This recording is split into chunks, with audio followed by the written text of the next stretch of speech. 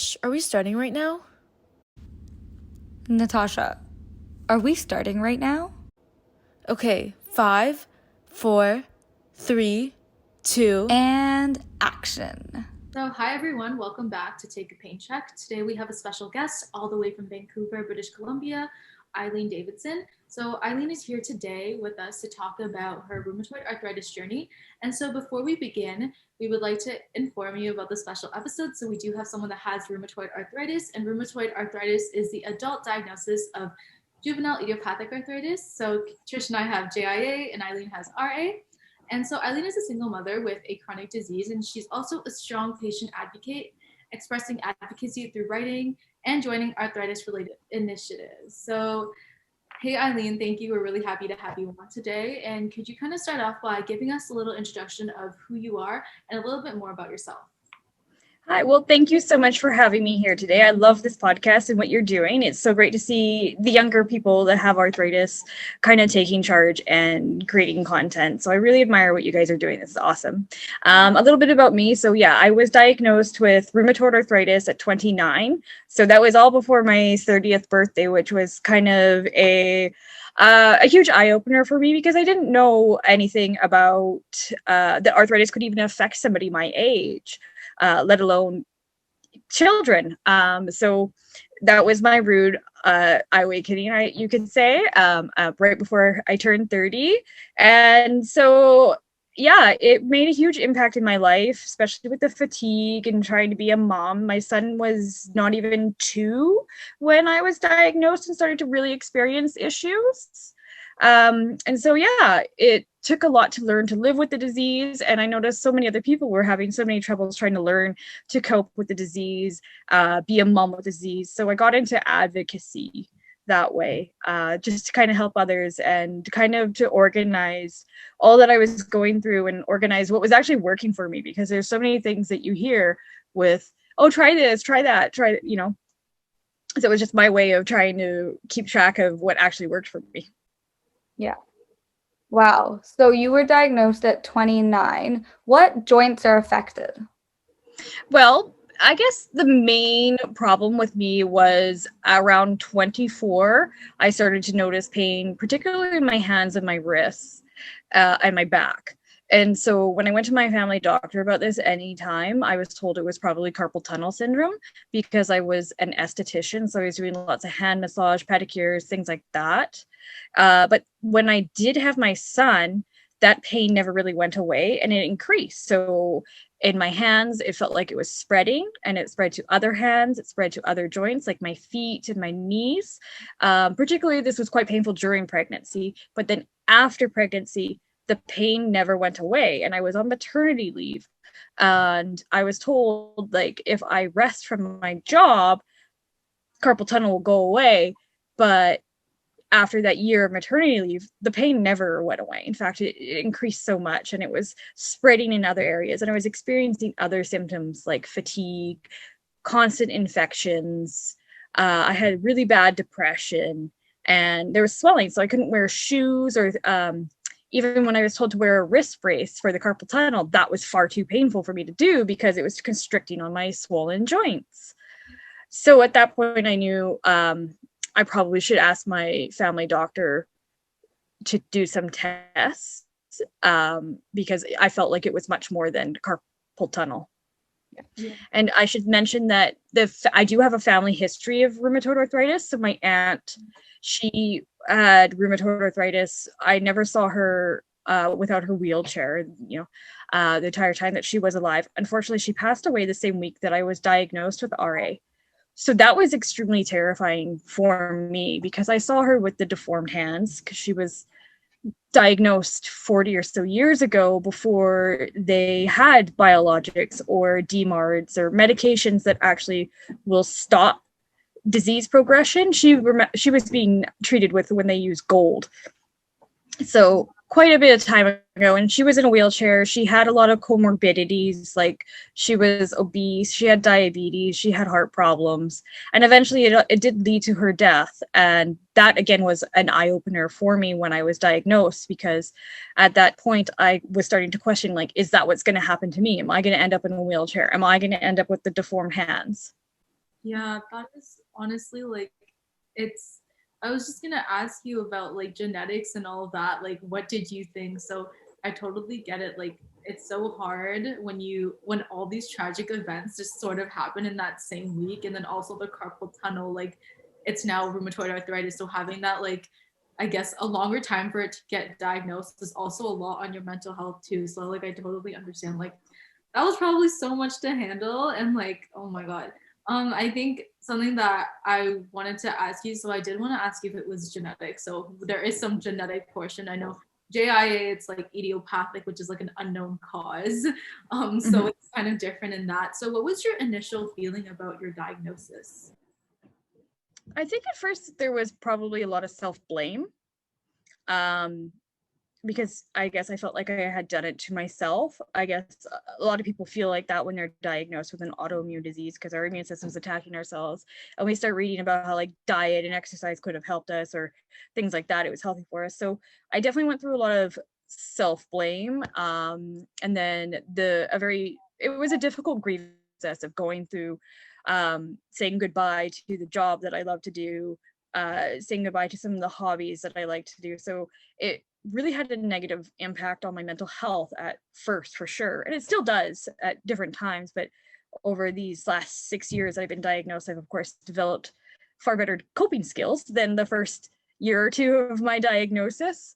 But yeah, I was really scared. And I it set me in a huge, deep depression. And it took a long time for me to kind of get out of that. Yeah. Wow. That's a lot to happen at once. And I know like Natasha and I have spoken about it, but when we were even diagnosed, I think we even at 11 and 13, like you do feel a little bit of self-blame. And at like as kids, it's like what did I do to deserve something like this? And I'm sure like that feeling probably is prominent in most diagnosis cases. Like, what did you do for this to happen to you? But Mhm. my question to you, like, obviously Natasha and I didn't have a very big prior life, so all we've ever known from our teenage years is this. But what makes your day-to-day life different from prior to your diagnosis now? I would say that I now am obsessed with self-care and self-management, when before I didn't really bother with it and I didn't really know how to do it. I was also diagnosed with clinical depression at 17, but that many years ago, they didn't really have a grasp on how to actually help people, younger people, with it. And so I'm really grateful that the mental health uh, resources for people have actually gone up too, and arthritis resources. But I think that had a significant impact as well to my diagnosis. But I guess now I take care of myself in every possible way I can. Like I focus on eating healthy, I exercise regularly. I have like a team of doctors that I go to. This changed my life in many, many different ways. And I start to consider things like what I put in my body, how I deal with stress is huge.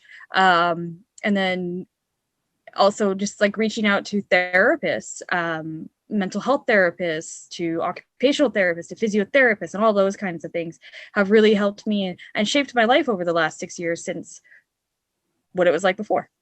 Yeah, I think all these resources that are out there right now are honestly really great. I have been to a physiotherapist, occupational therapists at school.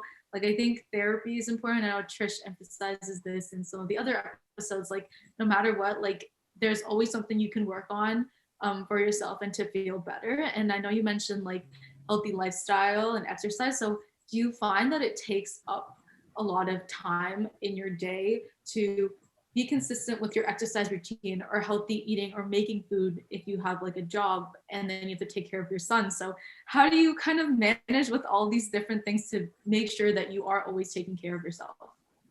Well, I always kind of go a little bit overwhelmed at all times because it is a lot. It is definitely a lot. Taking care of a chronic illness is a full-time job in itself. between the medication side effects, when we actually have enough energy to do what we need to do. And then that often wipes us out. So I guess I've just kind of had to develop things over the years that really work for me. And also, when to ask for help or when to say no is super important. If I can feel like I'm starting to get overwhelmed or I just have too much on my plate, and if things kind of pop up and it's going to be interfering with how I manage my daily life, as a mom, with my advocacy, or even with my health, like I do have to say no at times, or ask for help, or I'm the kind of person that says ahead of time, I might not feel well that day, so if I have to cancel, don't be mad at me. It's also a lot of communicating with those around me, saying like, I might be forgetful, or I might not feel well because, say, that's like a week before my infusion, or that's typically around, the time of day that I just don't feel well. Over the years, I've developed also recognizing certain patterns with my illness that have significantly helped me kind of manage daily life.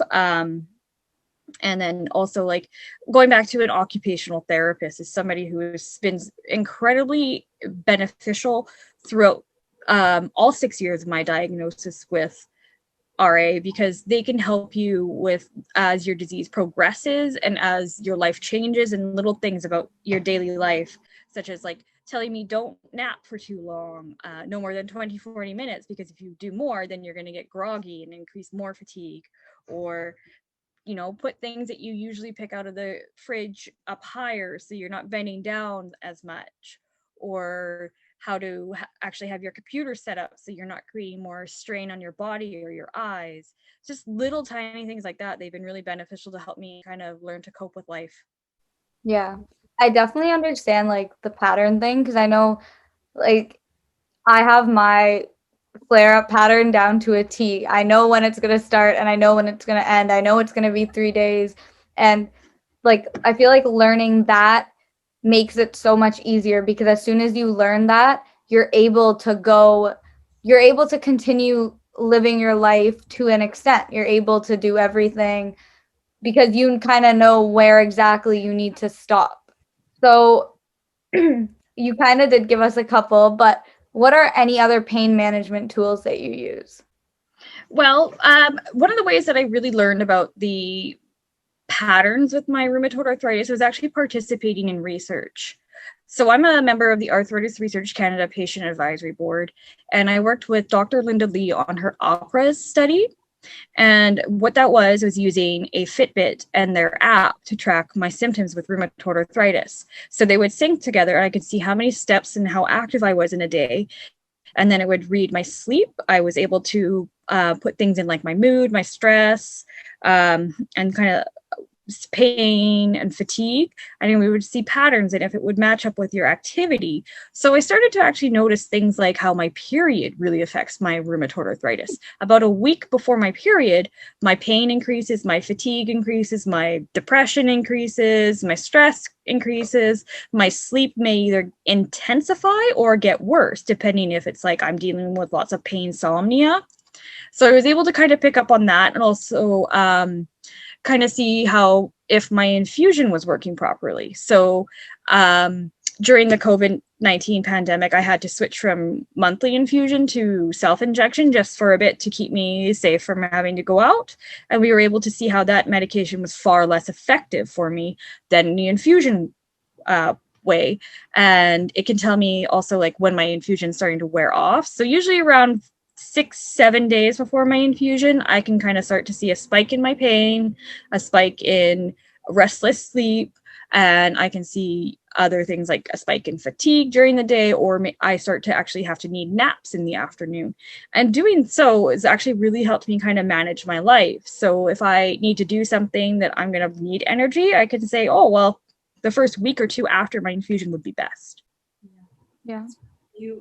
I think participating in research and being involved in research is really helpful, because I don't think patients realize how it can very much benefit themselves and then also help the researcher as well to advance like anything that they're working on, and it'll in the end obviously help everyone, even like research studies or being a patient partner. I know that you are very involved in that as well, and kind of giving your ideas and perspective to the table for the researchers. So before we jump into research, I kind of wanted to ask you, like, when did you actually start advocating for yourself, and when did you start advocating for others?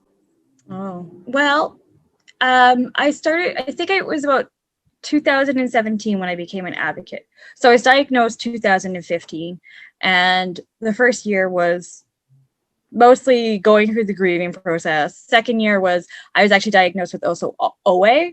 So it was again another grieving process, trying to figure out what's going on with me. Why do I have this so young? Like I didn't think I would ever have osteoarthritis at 30.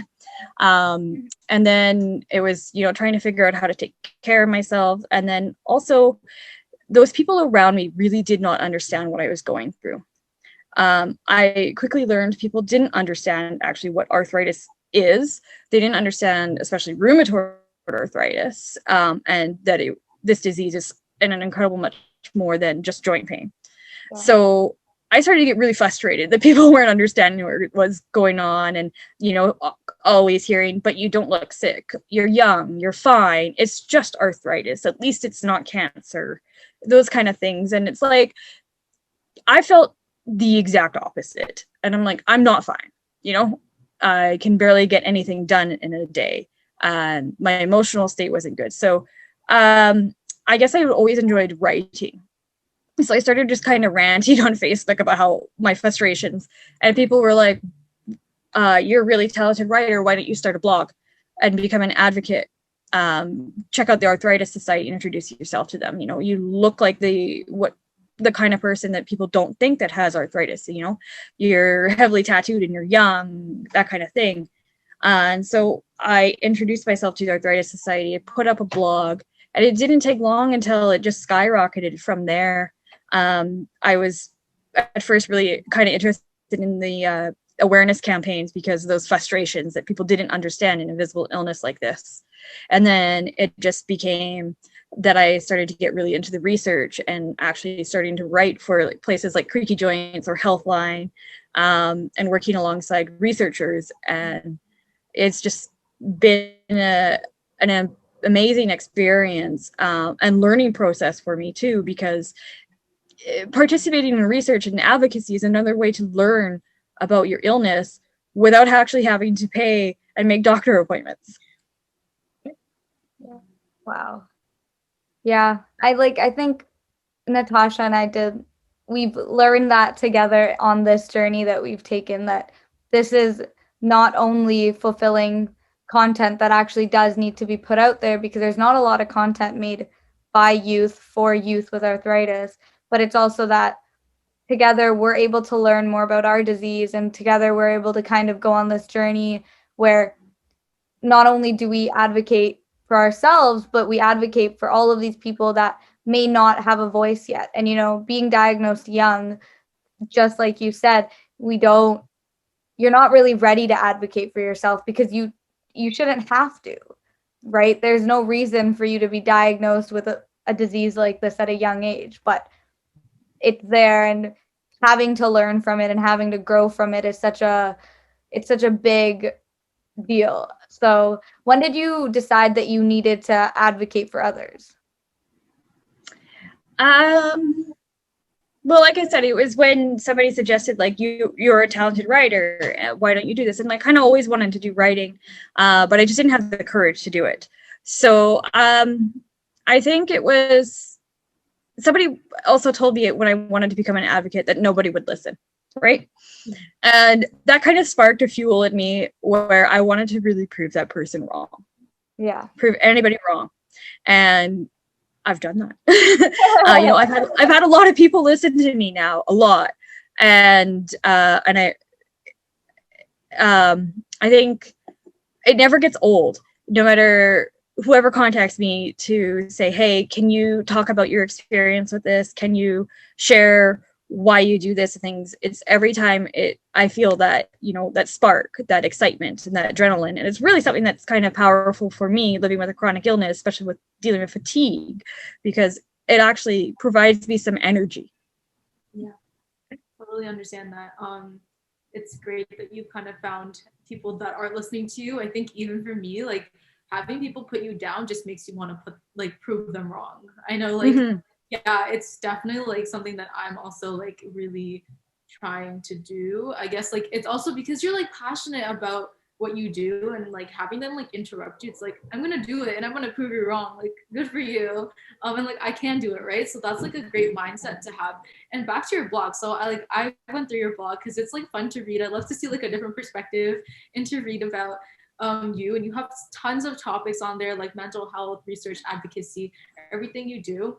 And so I wanted to focus on like I guess like your healthy lifestyle. So you do exercise. I know you have a picture on your vlog and you showed like the before and after, and then like your healthy lifestyle and eating. So could you give like tips to maybe your audience on like how are like what extra types of exercises do you do, or like what types of meals do you make, or what foods do you avoid that trigger your arthritis, stuff like that?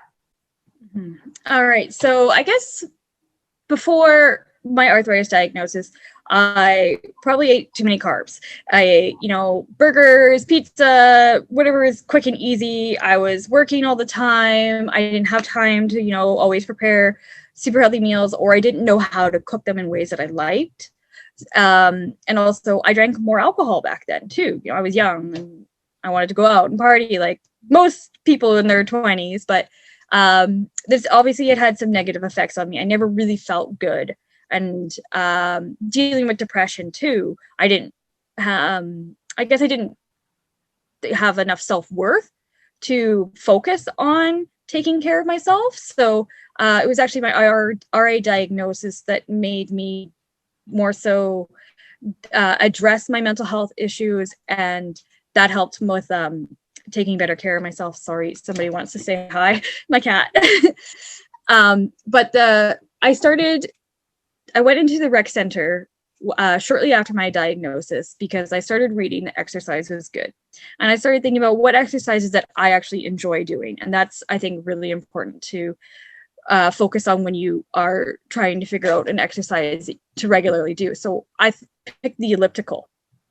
I found that one was good because it wasn't hurting my feet or anything. I was able to move my arms back and forth. And so I started doing the elliptical several times a week. And then I would follow it by going into the sauna and doing some exercises like squats and lunges, planking, whatever doesn't hurt my joints. I would just do it. And I would do it maybe not huge chunks of the day I would take to do exercise. Like I wouldn't take 30 minutes to do a strength training thing. I would break it up throughout the day so that it wouldn't be as strenuous on my body, and that I could break up and have movement throughout the day, which would actually help me feel a lot better because motion is lotion with RA.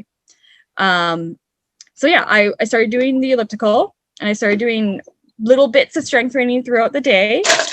Sorry. And I bought a resistance bands. Those were really useful because I didn't actually have to hold anything heavy for my hands, which were flaring. And I would just go for walks or do water therapy. And I just did that as often as I could.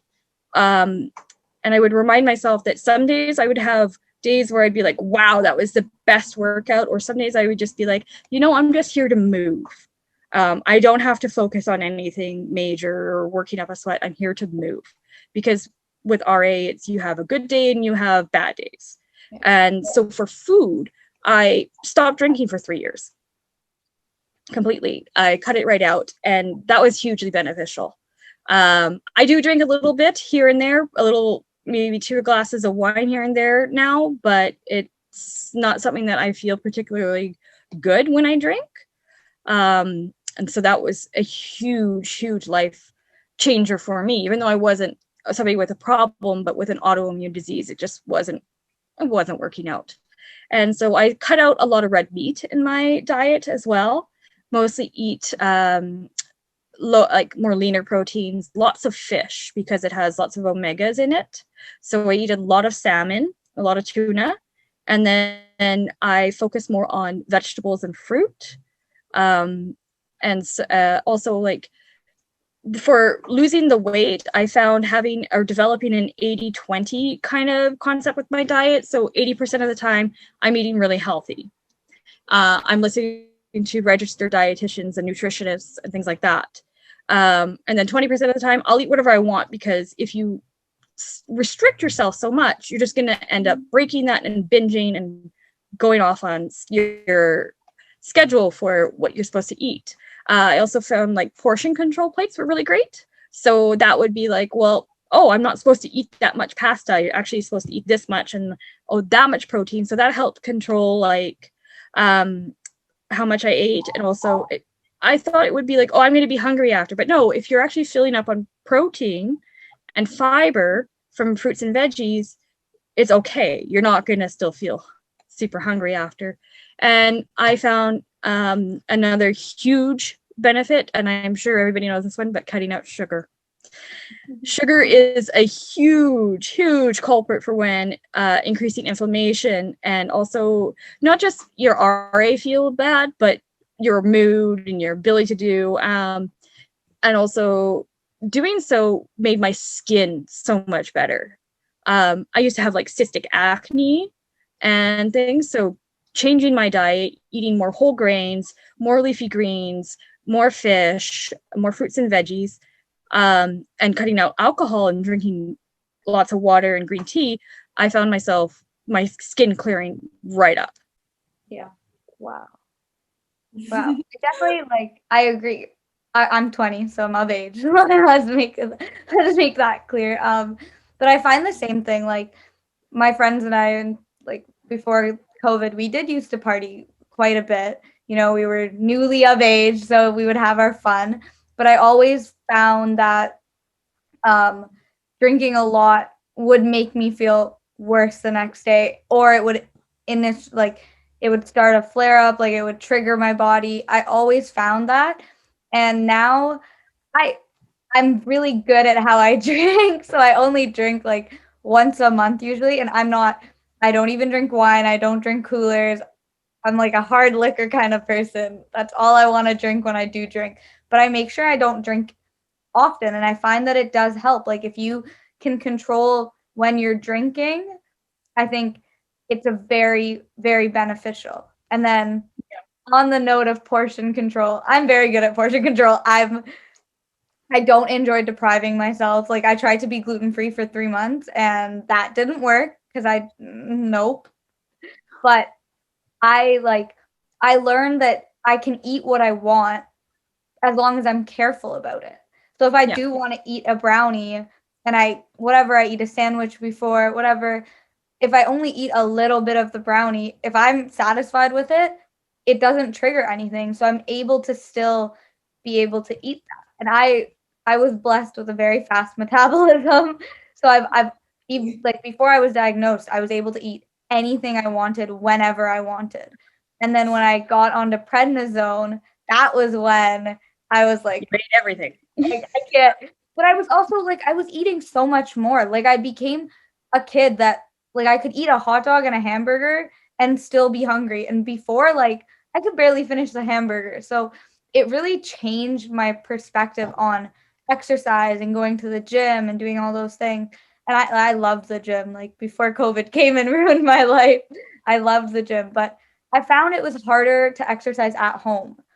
You know, when you're going out, it's a thing. Like you get to go out, you get to be away from the house, you get to have your own little alone time. But it's harder to exercise when your bed is right there, when like the TV is right there. So I found it like now I go for runs because I really need to be outside of the house. Like I cannot exercise in my house. But to find that divide was really hard to do. Yeah. So what's actually the difference between working out at home and going to the gym is, yes, it's so much more convenient to work out at home, but you don't actually have the social pressure to do the exercises and you're super distracted. So I actually ended up buying a treadmill for during the pandemic because I couldn't go to the gym as much. And I didn't use it as nearly as much as I thought I would.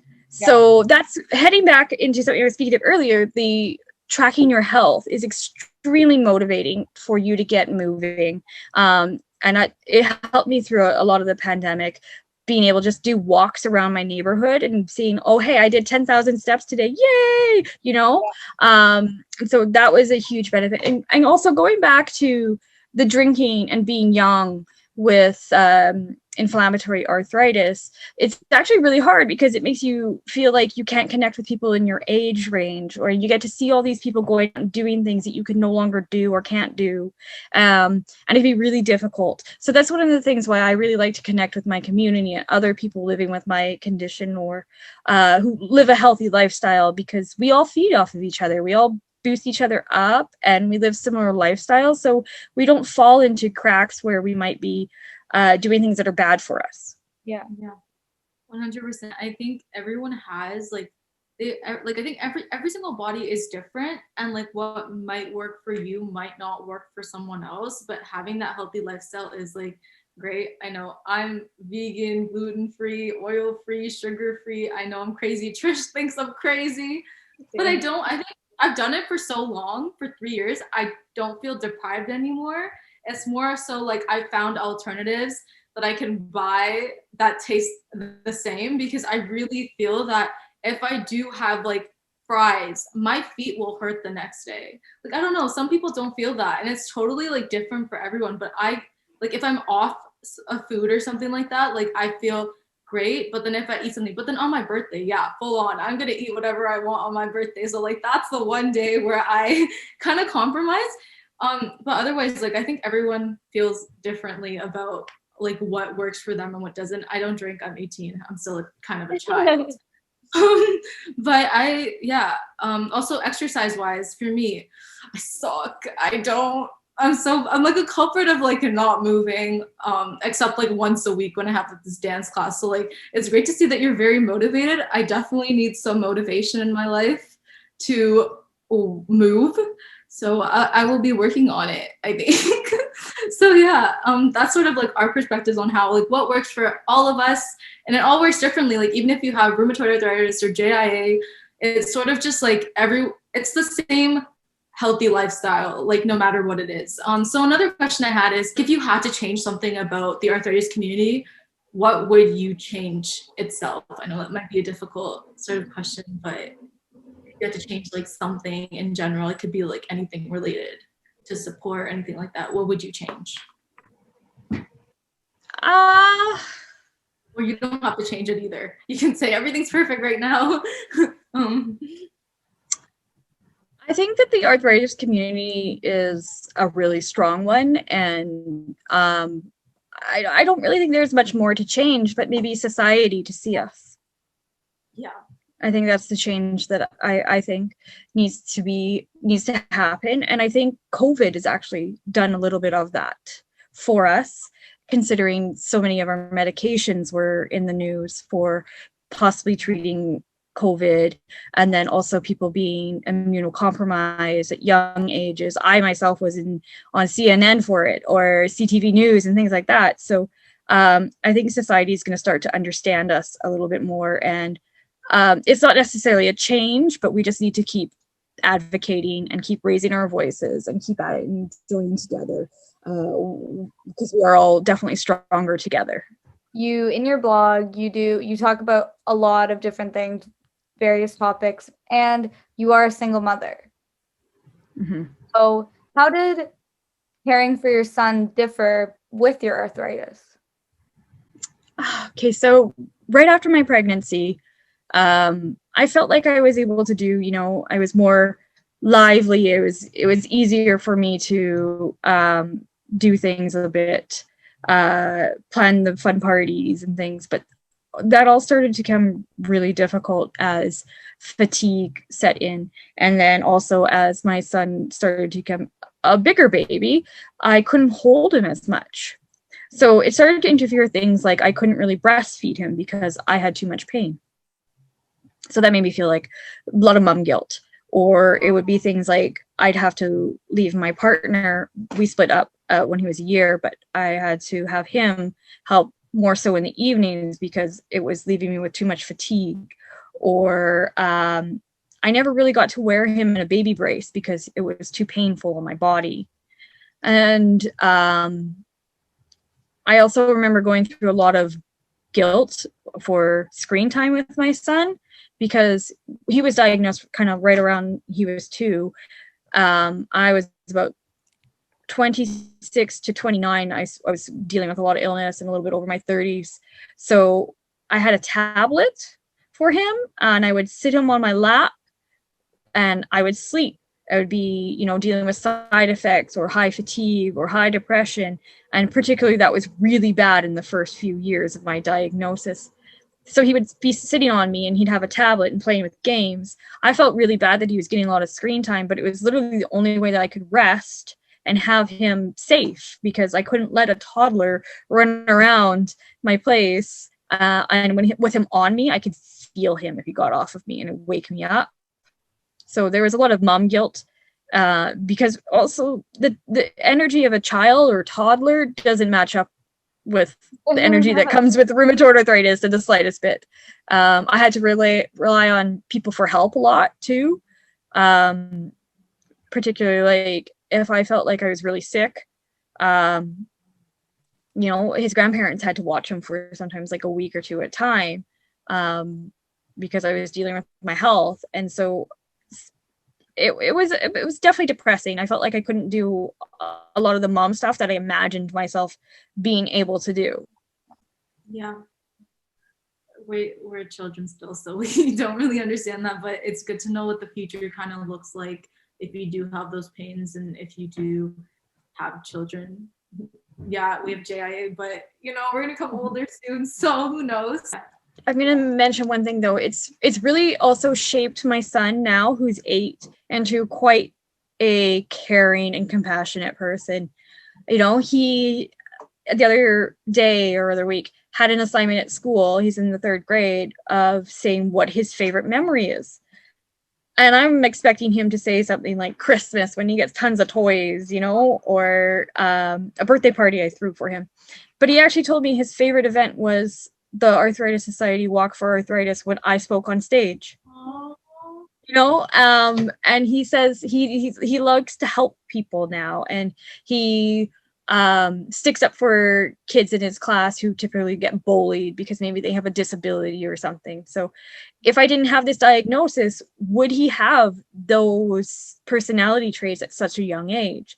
Like, even though it sucks having RA, it's actually changed our life in some ways for so much better. Yeah. Wow. I feel like that's so sweet of him for so he knows what arthritis is. I guess you sort of explained it to him. Yeah. Was it difficult? How did you? It was incredibly difficult. I think I don't know if I was able, to necessarily fully explain to him what it is, because in a child's mind, it might be hard, but he's known nothing else than what I've been like dealing with arthritis. So and he's had to come to so many of my doctor's appointments with me and things like that. So he knows, like, if I get my medicine, I'm going to be tired and it's going to be takeout day and we're just going to rest and be quiet. And he knows things like, if mommy's not feeling well, I'm just going to go into my room and play quietly. Or he even says things like, it's okay, Mom, I know you are tired, but you're not a disappointment, or things like that.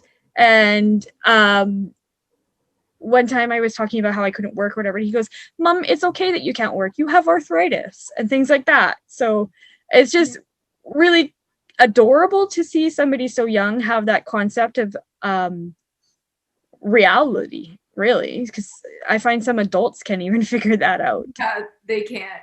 And it's great that at such a young age, he's sort of like knowing what's going on and how there are people that are different or have disabilities. And it's like, he can also advocate, right? So even though he's so young, like, the advocacy portion is coming. And I guess we kind of wanted to end off with our last question, which is sort of, what is your end goal with all of these initiatives you are doing, and what do you think the future will look like for you? Well, I guess my personal end goal would be to put a book out. Okay. And raise a ton of money for charity. Those are my end goals. I think any advocate has similar end goals, awareness, research, advocacy, fundraising. And just that more people really understand what arthritis and chronic pain is, how it affects people, how they can help people and support us, and to also just to really have more people participate in the research, because it's a way to help not only yourself, but your community and those people who are treating your illness. Well said. I totally agree with that.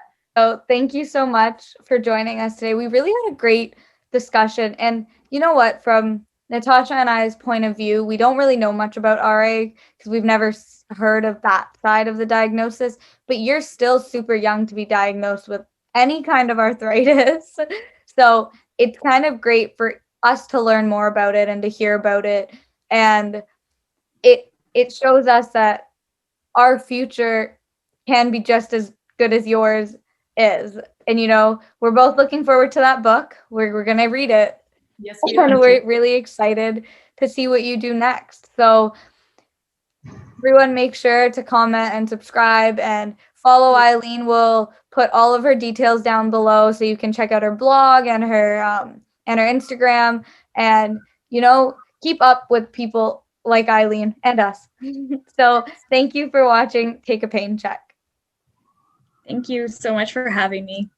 Thank you. The information that we are sharing today is our own personal experiences and does not constitute as medical advice. Please check with your doctor for medical advice that is suited to you and your condition. Thank you.